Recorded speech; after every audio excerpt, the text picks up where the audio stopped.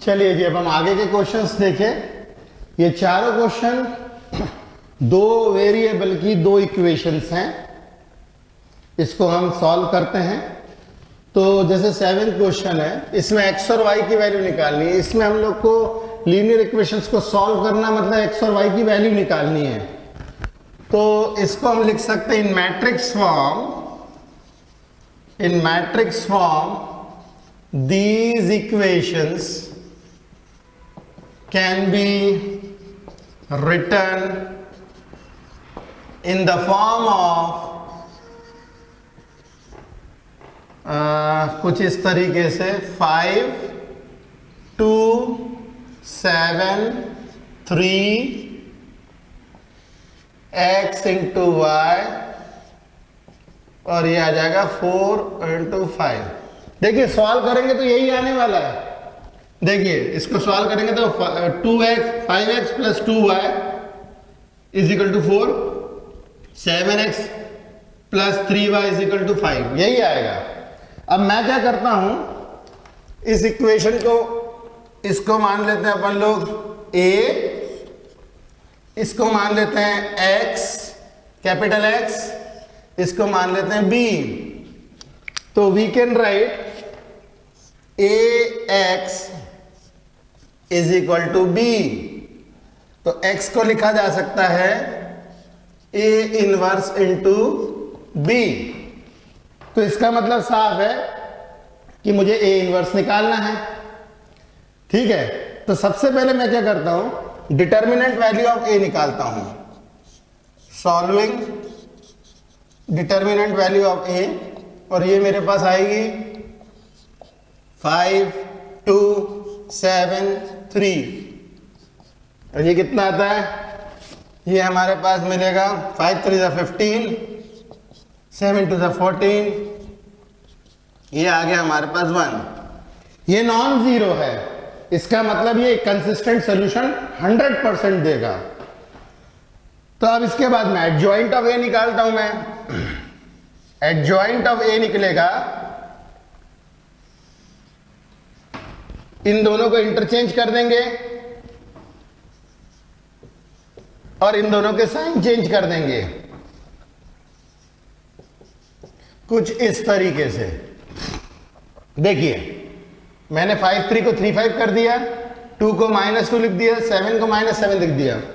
2/2 matrix का determinant निकालना भी बड़ा आसान है और एडजॉइंट निकालना भी आसान है। ये एडजॉइंट निकाल लिया। अब ए इनवर्स निकालना है मुझे, तो ये होता है adjoint of A divided by determinant value of A. Determinant value of A तो 1 ही है, तो ये आ जाएगा 3 -2 -7 एंड 5। अब मुझे निकालनी है x की वैल्यू, मतलब x और y। तो क्योंकि हमारे पास है x is equal to A inverse into b, तो a इनवर्स है 3 -2 -7 5, और b है हमारे पास 4 5, और कैपिटल X है x और y। तो यदि हम लोग सॉल्व करें इसको, तो देखिए हमें क्या मिलता है। जब इसको सॉल्व करेंगे तो मिलेगा 3 4 12, 12 माइनस 10, 12 माइनस 10, 7 4 28 माइनस में प्लस 25। तो हम लोग को मिल जाएगा x y is equal to 2 -3। अगर हम कंपेयरिंग करेंगे तो हमें मिलेगा x की वैल्यू 2 एंड y की वैल्यू -3। देखिए कितनी आसानी से आता है। 2/2 की मैट्रिक्स है, अगर इसमें हम पुट करके देखें x की वैल्यू 2 तो ये 10 हो जाएगा, y की वैल्यू -3 रखेंगे तो -6, 10 -6 is 4, सेटिस्फाई करता है। मतलब ये आंसर हमारा करेक्ट है। सेकंड वाला क्वेश्चन जो है, ये वाला क्वेश्चन आप खुद से करें। मैं 9th क्वेश्चन बता देता हूं और 10 भी आप जो है खुद से करेंगे।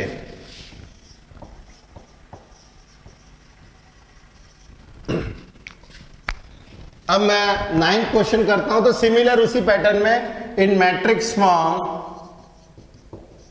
We can write 4 minus 3 minus 5, इसको लेंगे x y that is equal to 3 7। ये मैंने मैट्रिक्स फॉर्म में लिख दिया। अब इसको मान लेते हैं अपन लोग a, इसको मान लेते हैं x कैपिटल X, इसको b। इसका मतलब ये है कि ax is equal to b, x is equal to a inverse of b। Okay, a inverse निकालने के लिए पहले वैसे डिटर्मिनेंट सॉल्व करेंगे। तो solving determinant value of a, ये कितना आता है 4 माइनस 3 माइनस 5, तो ये आएगा हमारे पास 4 5 20 माइनस ऑफ माइनस 9, तो माइनस 20 प्लस 9 ये आ जाएगा माइनस 11। चलिए डिटर्मिनेंट वैल्यू आ गई हमारे पास। अब हम एडजॉइंट ऑफ ए निकालेंगे। एडजॉइंट ऑफ ए निकालेंगे तो हमें क्या मिलेगा, 4 और 5 को इंटरचेंज करेंगे, माइनस 5 4 और इसके साइन चेंज कर देंगे, ये हो जाएगा 3 और ये हो जाएगा माइनस 3।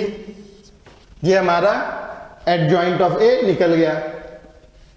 ओके, अब यदि मुझे निकालना हो ए इनवर्स, तो ए इनवर्स आता है adjoint of A divided by determinant value of A. तो डिटर्मिनेंट वैल्यू ऑफ ए है हमारी माइनस 11 और एडजॉइंट ऑफ ए हम लोग निकाल चुके हैं माइनस 5 3 माइनस 3 4, कुछ इस तरीके से। अब मैं इस इक्वेशन का इस्तेमाल करूंगा और x निकालूंगा using x is equal to a inverse into b। तो x will be equal to, x की जगह पे हम लोग लिख सकते हैं xy is equal to a inverse. a inverse हमारे पास में है 1 upon minus 11 minus 5 3 minus 3 4 into B है 3 7। तो ये हमारे पास आएगा 1 अपॉन माइनस 11 5 3 जा माइनस 15 7 3 जा 21 माइनस 15 प्लस 21, ये आ जाएगा माइनस 9 प्लस 7 4 जा 28।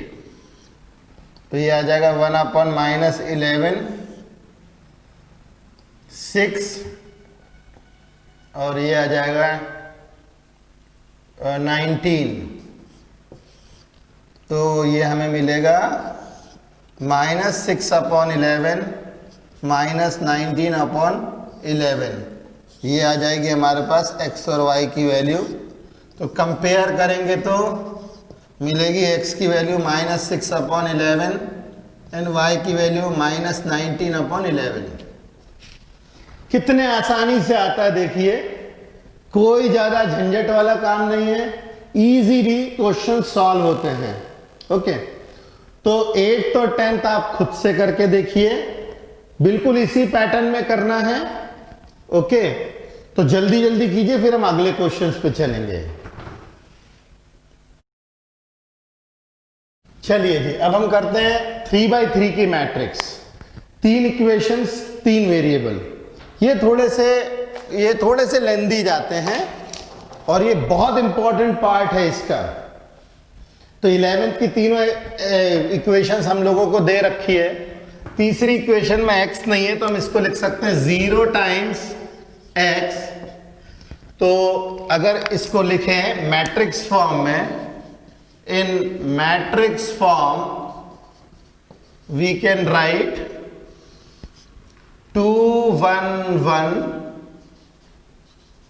1 -2 -1 0 3 -5 into x y z, that is equal to 1 3/2 9.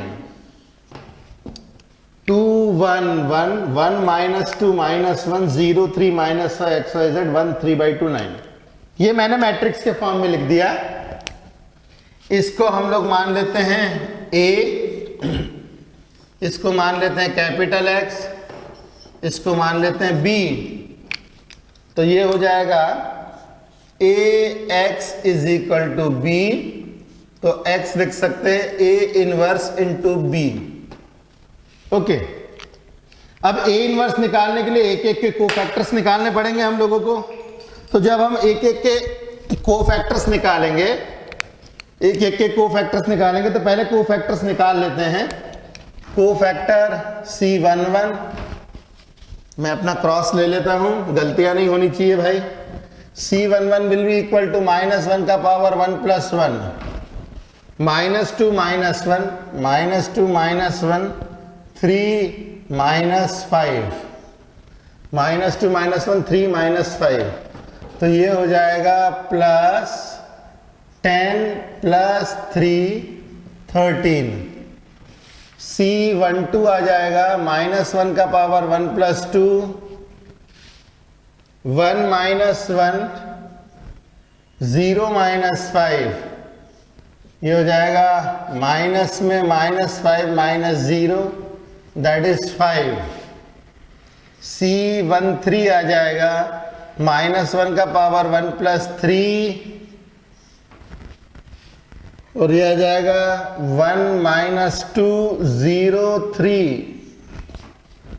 तो ये हो जाएगा हमारे पास में +3 - 0, दैट इज 3। 3 कोफैक्टर्स निकालने के बाद इमीडिएटली हम डिटर्मिनेंट वैल्यू निकाल ले, हमें आसान पड़ता है क्योंकि डिटर्मिनेंट वैल्यू होता है A11 C11, A12 C12, A13 C13।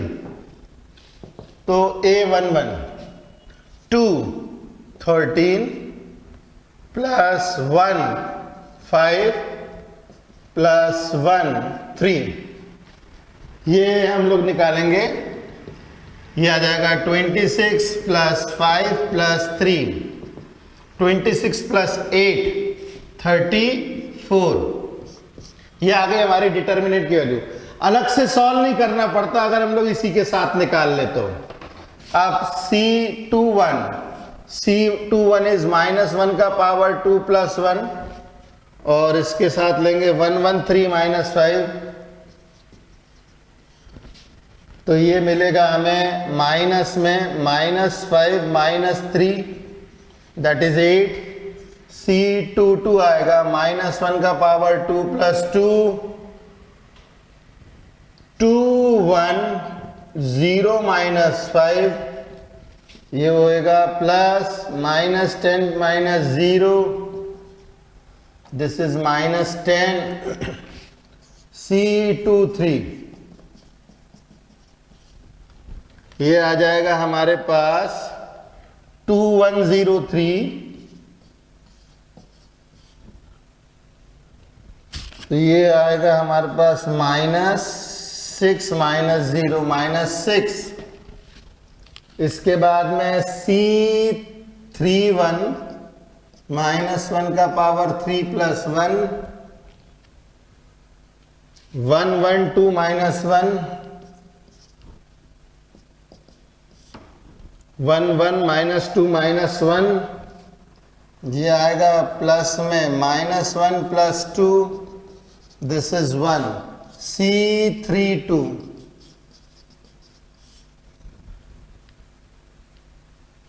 2 1 1 -1।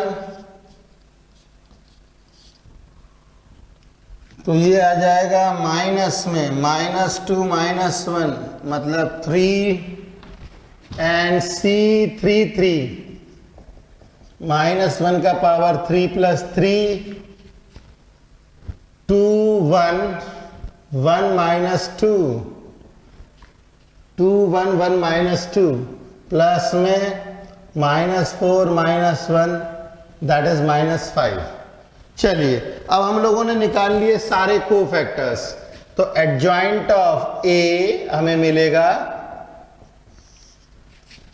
13 5 3 8 -10 -6 1 3 -5 का ट्रांसपोज। 13 5 3 8 -10 -6 1 3 -5, तो एडजॉइंट ऑफ ए मिल जाएगा हम लोगों को 13 5 3 8 -10 -6 1 3 -5। ओके, ये आ गया हमारा एडजॉइंट ऑफ ए। अब ए इनवर्स होता है हमारा adjoint of A divided by the determinant value of A. Determinant value of A है 34, तो 1/34 13 8 1 5 -10 3 3 -6 -5। ओके, अब हम लोग इस्तेमाल करते हैं अपना ये रिलेशन, इसको इक्वेशन नंबर 1 मान लेता हूं। फ्रॉम इक्वेशन नंबर 1 हम लोग लिख सकते हैं x is equal to A inverse into B, तो x आ जाएगा A inverse 1/34 13 8 1 5 -10 3 3 -6 -5 into B. B है 1 3/2 और 9 1 3/2 9। अब इसको सॉल्व करेंगे, तो x की जगह पे मैं ले लेता हूं x y z, मैट्रिक्स की जगह पे x y z। अब इसको सॉल्व करते हैं, 1/34 बाहर निकाल के रखते हैं, ये इसके साथ मल्टीप्लाई होगा 13 plus 4 3 12 plus 9 13 plus 12 plus 9 5 minus 15 plus 27 5 plus 50 minus 15 plus 27 3 minus -9 minus 45 3 -9 minus 45 1/34 9 10 11 13 11 plus 3 14 का 1 34 27 प्लस 5 32 32 में से 15 गए तो ये आ गया 17 45 प्लस 6 ये आ जाएगा 51 माइनस में। ओके, तो हमारे पास में x y z आ जाएगा। ये 34 को मैं अंदर डाल देता हूं तो ये हो जाएगा 1, ये हो जाएगा 1/2 माइनस 51/34 17 2 ज़ा 17 3 ज़ा माइनस 3/2। तो ये हमें मिलेगा कंपेयर करके, ऑन कंपेयरिंग x की वैल्यू मिलेगी 1, y की वैल्यू मिलेगी 1/2 और z की वैल्यू मिलेगी -3/2 और यही हमारा आंसर होगा। तो काफी पेशेंस लगता है, अप्रोक्सीमेटली 8 से 10 मिनट लगते हैं सॉल्व करने में, मगर ध्यान रहे एक ही बार में अच्छे से सॉल्व करें। ऐसा नहीं है कि बीच बीच में जल्दीबाजी के चक्कर में हम गलतियां करते बैठे, क्योंकि गलतियां करना हम इसमें अफोर्ड नहीं कर सकते हैं। आराम से करें। यहां पे स्टेप बचाने का तरीका है कि 3 को फैक्टर्स की वैल्यू निकाल के डिटर्मिनेंट की वैल्यू निकाले, डिटर्मिनेंट की वैल्यू अलग से ना निकाले, क्योंकि डिटर्मिनेंट में को फैक्टर चाहिए ही होते हैं निकालने के लिए। तो ये 3 वैल्यूज निकालने का डिटर्मिनेंट की वैल्यू निकाले ताकि हम लोग का कम से कम 1-2 मिनट का टाइम यहां सेव हो जाए। और फिर नॉर्मली सॉल्व करें, बहुत इजीली सॉल्व होता है। ओके, तो चलिए फटाफट इसे लिखिए, फिर हम अगले क्वेश्चंस पे चलते हैं। चलिए जी, हम आगे के क्वेश्चंस देखें। Question number 12 and question number 13 आप खुद से करके देखें। ये दोनों क्वेश्चंस आप खुद से करके देखें। मैं आप लोगों को बता रहा हूं क्वेश्चन नंबर 14 उसी पैटर्न का है, बस कुछ काम आप थोड़ा बहुत कीजिए, कुछ मैं थोड़ा बहुत करूंगा। अच्छे से समझिए इसको। In matrix form same pattern है, कुछ भी अलग नहीं है। In matrix form we can write, matrix form में लिखेंगे 1 -1 2 3 4 -5 2 -1 3। ये इसके साथ में आ जाएगा x y z and this will be equal to 7 -5 and 12। ये मैट्रिक्स फॉर्म में आ गया। जैसा हम पहले कर रहे थे उसी तरीके से करेंगे। इसको मान लेते हैं मैट्रिक्स को A, इसको मान लेते हैं कैपिटल X, इसको मान लेते हैं B। तो हम लोग लिख सकते हैं AX is equal to B। तो X आ जाएगा A इनवर्स ऑफ B। इसको मैं इक्वेशन नंबर 1 मान लेता हूं। अब मैं सबके कोफैक्टर्स निकालता हूं। इसके लिए ले लेता हूं अपना क्रॉस कोफैक्टर 1 1। ये आएगा -1 का पावर 1 + 1 4 -5 -1 3 4 -5 -1 3।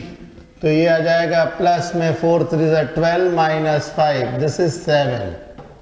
C1 2 -1 का पावर 1 + 2, ये आ जाएगा 3 -5 2 3। तो ये आ जाएगा माइनस में 3 3 9 9 + 10 दिस इज 19 माइनस में। C1 3 ये आ जाएगा -1 का पावर 1 + 3 3 4 2 -1 प्लस -3 -8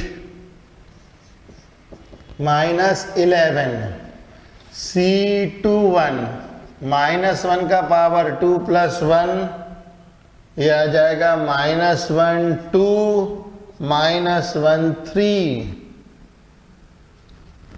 तो ये हमें मिलेगा माइनस में -3 + 2 दैट इज 1।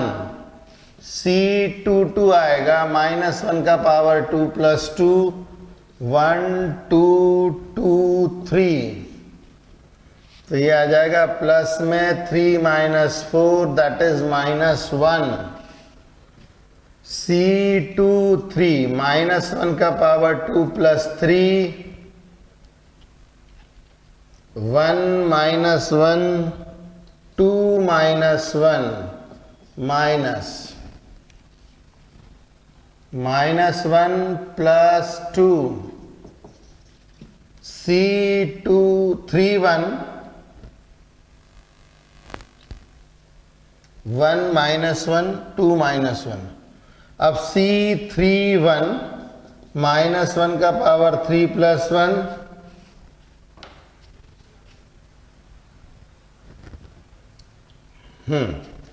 -1 2 4 -5। तो ये आ जाएगा हमारे पास में +5 -8 -3 C32 ये आ जाएगा -1 का पावर 3 + 2 1 2 3 -5 -5 -6 ये आ जाएगा 11। C33 -1 का पावर 3 प्लस 3, 1 -1 3 4 प्लस में 4 प्लस 3 दिस इज 7। तो देखिए जी ये हमारे पास आ गए सारे कोफैक्टर्स। 3 कोफैक्टर्स के बाद हम लोग डिटर्मिनेंट की वैल्यू भी निकाल सकते थे। डिटर्मिनेंट वैल्यू ऑफ ए आएगी A11 C11, A12 C12, A13 C13। तो A11 क्या है हमारे पास 1, यहाँ है -1 और यहाँ है 2, और C11 है 7, ये है -19 और ये है -11। तो यदि इसको सॉल्व करेंगे तो 7 + 19 - 22 ये आ जाएगा 26, में से 22 गए बचे 4। तो डिटर्मिनेंट वैल्यू आ गई 4। अब हम निकालते हैं adjoint of A. Adjoint of A आ जाएगी 7 - 19 - 11, 1 -1 - -3 11 and 7। एडजॉइंट ऑफ ए का ट्रांसपोज। तो ये हमें क्या मिलेगा भाई 7 - 19 - 11, 1 -1 - -3 11 और 7। ओके ये हमारा निकल गया एडजॉइंट। अब हम निकालते हैं ए इनवर्स। ए इनवर्स आता है adjoint of A divided by determinant value of A. तो डिटर्मिनेंट वैल्यू ऑफ ए हमारे पास आ गई है 4। एडजॉइंट है 7 1 -3 -19 -1 11 -11 -1 7। अब हम यूज करते हैं इक्वेशन नंबर 1 और x की वैल्यू निकालते हैं। Using equation number 1 x = a inverse into b।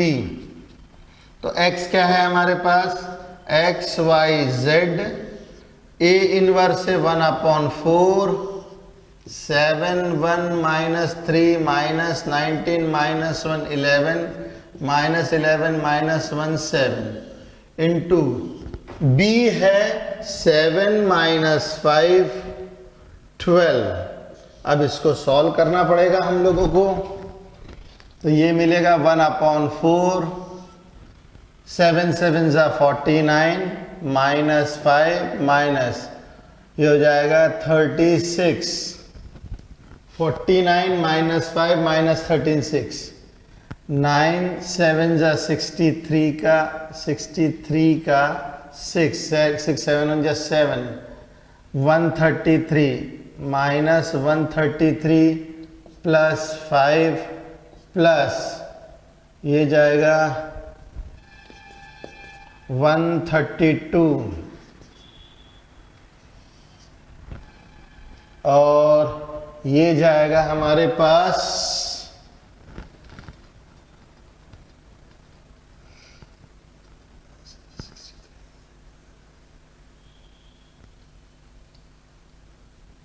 -77 plus 5 plus 84। तो ये हमें मिलेगा 1/4 49 में से 41 गए तो हमें मिलेगा 8 और ये जाएगा -1 4 84 प्लस 5 89 -77 गए 2 12। जब हम लोग 1/4 को अंदर ले जाएंगे तो ये जाएगा 2, ये हो जाएगा 1, ये हो जाएगा 3 और ये हमारे पास इस तरफ है x y z। कंपेयर करेंगे तो हम लोगों को आंसर मिल जाएगा। कंपेयरिंग तो x की वैल्यू 2, y की वैल्यू 1 और z की वैल्यू 3 और यही हमारा आंसर रहेगा। तो आप देख सकते हैं बहुत ध्यान से करना है आराम से करना है, जरा सी भी एक मिस्टेक हुई तो मामला पूरा गड़बड़ हो जाता है। ओके, ध्यान से करें, प्रैक्टिस करें, और ये जो बचे हुए क्वेश्चन हैं इनको भी ध्यान से करें। गलती होने का कोई चांस ही नहीं, बहुत आसान है, बस ख्याल रख के करना है, ध्यान से करना है, डिस्टर्ब नहीं होना है बीच में। ओके, और पेशेंस पूरा दिखाना पड़ेगा आपको। चलिए फटाफट कीजिए, फिर आगे के कुछ क्वेश्चंस देखते हैं। चलिए जी, अब हम आगे के क्वेश्चंस देखते हैं 15th एंड 16th। ये क्वेश्चन भी बिल्कुल वैसे ही है जैसे हमने अभी तक किए हुए क्वेश्चंस हैं, इसमें कुछ भी नयापन नहीं है, बस लिखने का थोड़ा तरीका डिफरेंट है। इन्होंने ऐसा बोला है, if a is equal to this find a inverse. अब आप देखेंगे तो 2 3 5 2 minus 3 5 3 2 minus 4 3 2 minus 4 1 1 minus 2 1 1 minus 2, ये वही इक्वेशंस हैं। इसको मैट्रिक्स फॉर्म में इन लोगों ने ऑलरेडी बना करके दे दिया है। तो जैसे हमने क्वेश्चन सॉल्व किए थे अभी तक के, एग्जैक्टली उसी पैटर्न में सॉल्व करना है और इसका सॉल्यूशन हम लोग को मिल सकता है। क्वेश्चन नंबर 16 जो है ये स्टोरी प्रॉब्लम है। इसमें लिखा हुआ है cost of 4 kilogram onion, 3 kilogram wheat, 2 kilogram rice is ₹60। The cost of 2 kilogram onions, 4 kilogram wheat and 6 kilogram rice is ₹90. The cost of 6 kilogram onions, 2 kilogram wheat and 3 kilogram rice is 70. Find the cost of each item per kg. हम लोगों को 3 चीजें दी हुई है onion, तो अपन मान लेते हैं let the cost of onion per KG is equal to ₹X। दूसरा दिया wheat, the cost of wheat per KG, इसको मान लेते हैं Y, और the cost of rice per kilogram is Z। Condition पहले हिसाब से, पहली कंडीशन के हिसाब से, कंडीशन 1 के हिसाब से वो बोल रहा the cost of 4 kilogram onion, 4 kilogram onion, 3 kilogram wheat and 2 kilogram rice is ₹60। दूसरी कंडीशन के हिसाब से हम लोगों को दिया हुआ है the cost of 2 kilogram onion plus 4 kilogram wheat and 6 kilogram rice is ₹90। और तीसरी कंडीशन दी हुई है हम लोगों को the cost of 6 kilogram onion plus 2 kilogram wheat plus 3 kilogram rice is ₹70। तो देखिए स्टोरी प्रॉब्लम को हम लोगों ने इक्वेशंस में कन्वर्ट कर लिया है, और इन्हीं इक्वेशंस का इस्तेमाल करके जैसे हम लोग अभी क्वेश्चन सॉल्व कर रहे थे, एग्जैक्टली उसी तरीके से हम लोगों को क्वेश्चंस सॉल्व करना है। केवल स्टोरी प्रॉब्लम होने के कारण कोई क्वेश्चन में ऐसा कोई बहुत बड़ा बदलाव नहीं आता है। वेरिएबल्स मान करके हम लोग इक्वेशंस बना सकते हैं और वो इजीली सॉल्व कर सकते हैं। ओके, तो ये क्वेश्चंस भी आप लोग कीजिए, क्योंकि देखिए पूरा प्रैक्टिस का मामला है। जितने आराम से और प्रैक्टिस के साथ हम लोग करेंगे, गलतियां भी हम लोग उतनी ज्यादा जल्दी रिपेयर करेंगे। और गलतियां नहीं करने के पीछे बस एक ही तरीका है, आराम से धीरे धीरे पूरे कंसंट्रेशन के साथ क्वेश्चन कीजिए, गलती होने का कोई चांस ही नहीं है। ओके, तो इन्हें भी आप कीजिएगा क्वेश्चंस, फिर हम मिसलिनियस एक्सरसाइज पे चलेंगे। चलिए, गुड लक।